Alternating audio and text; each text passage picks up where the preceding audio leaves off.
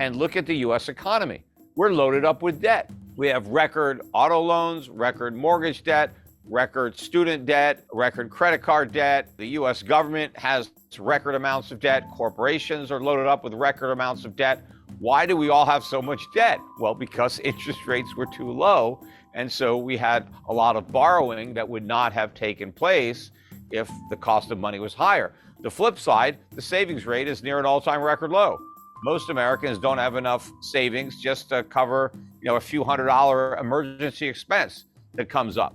How did America go from a nation of savers to a nation of profligate spenders? Well, low interest rates. Peter Schiff said that the U.S. economy is loaded up with debt higher than ever. Cheap interest rates in the 2020 era have encouraged many companies to take out massive loans that caught themselves up when the party is over and the Federal Reserve finally raises it. Most Americans will get wiped out because they have a ton of credit card debts, auto loans, mortgage loans, etc. They don't even have $400 to cover emergency expenses if something bad happens, let alone have a saving for a rainy day or for the future of their kids. Peter Schiff warned us that the low interest rates party will be very painful once it ends. Stocks like Tesla went up to the roof, and sure anyone remembers that in April 2021, Bitcoin went to $60,000. A bunch of my friends bought it and lost their savings.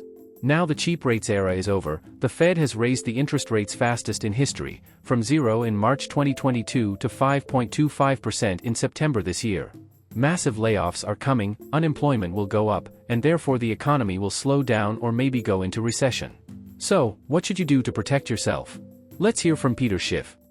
So had we had a market-based rate, we would have a lot more savings, a lot more economic growth and capital investment. We wouldn't be loaded up with debt, and we wouldn't have had all of these asset bubbles. That's another consequence of keeping interest rates too low.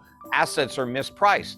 So you get, tech stocks in the stratosphere, or, cryptocurrencies, or all kinds of crazy things happen in an environment where interest rates are too low. I mean, we saw that with the housing bubble. That wasn't an accident that bubble was inflated. The Fed lowered rates to 1%. That was an unnaturally low rate of interest, and a lot of people took advantage of that cheap money and they bought houses. And so home prices kept going up. As the Fed raises rates, people start to sober up, and and they start dumping a lot of these overpriced assets that they bought during a mania. But rates are going a lot higher over time.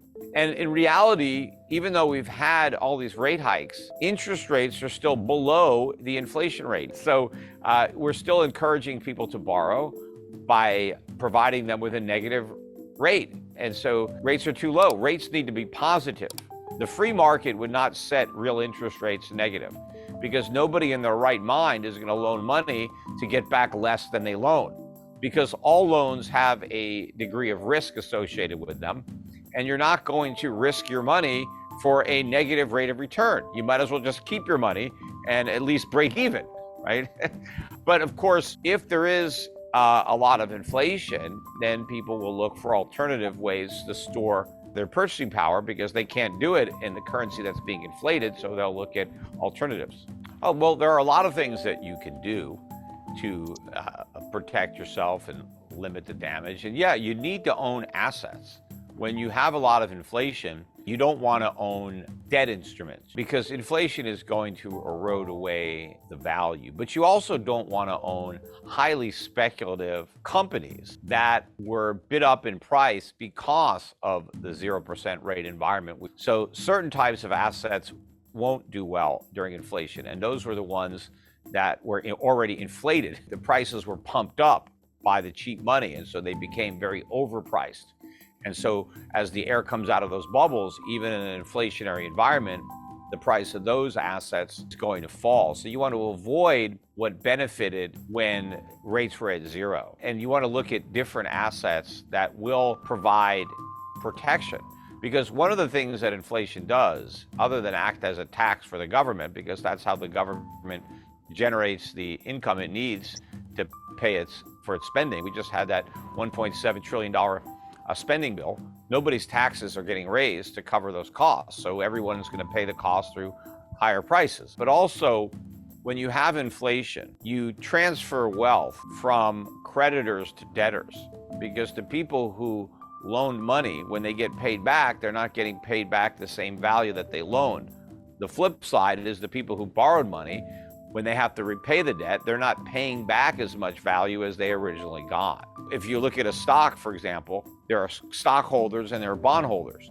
So during inflation, the bondholders lose at the stockholders gain, right? So it's the bondholders' loss is the stockholders' gain. But you don't want to buy a stock that's, 40, 50, 100 times earnings or has no earnings, because then there can be a big loss. But if you buy a real company that's trading at, 5 to 15 times earnings, somewhere in there, has a good dividend yield, they've been around, they're selling products and services that people really need to buy, and they'll keep buying them. And even if the price goes up, they'll still buy.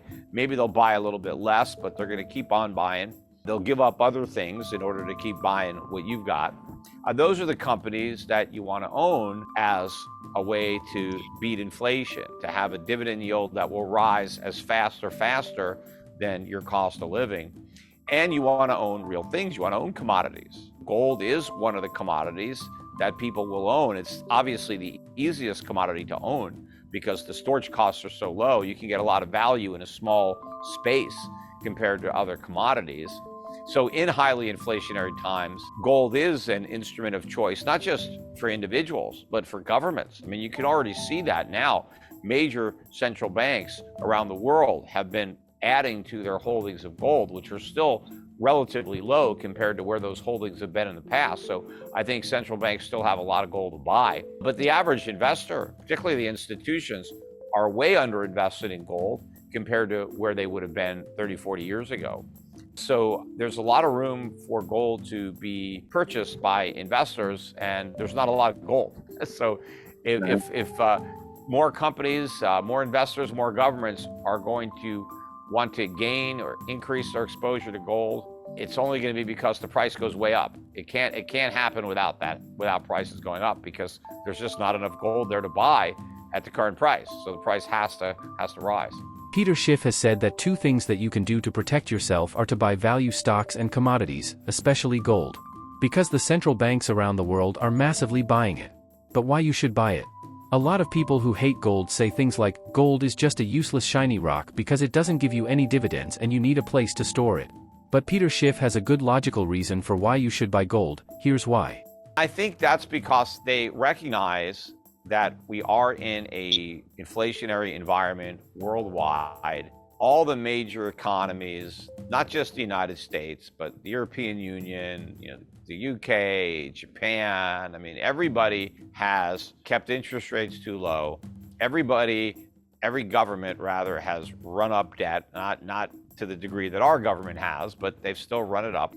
And there's no political courage anywhere to level with voters and deliver the bad news that, hey, we've overpromised and we've either got to cut your benefits or raise your taxes. Nobody wants to fess up. Nobody wants to default on their debt, because obviously, you don't look too good when you default. That's pretty embarrassing to have to admit that you can't pay your bills. And so everybody's going to inflate. Everyone's going to print money. And so the value of currencies is going to fall. Inflation is going to increase worldwide and persist. And I think central banks know that the dollar's days are numbered. The dollar acts as the primary reserve. If you want to know, hey, why does a particular currency have value? So, hey, why does the New Zealand dollar have value? Well, it's backed up by our reserves. What are your reserves? Well, they're US dollars. All right, well, what if the US dollar doesn't have any value? Well, then you've got nothing. You're backed by nothing. But I think these central banks recognize, okay, if there's going to be a dollar crisis, a loss of confidence in the dollar, then this could be a crisis in the monetary system. So what do? How are we going to back up our currency? How are we going to convince people that there's real value here? Well, let's back it up with gold. Let's have gold reserves, because that's real.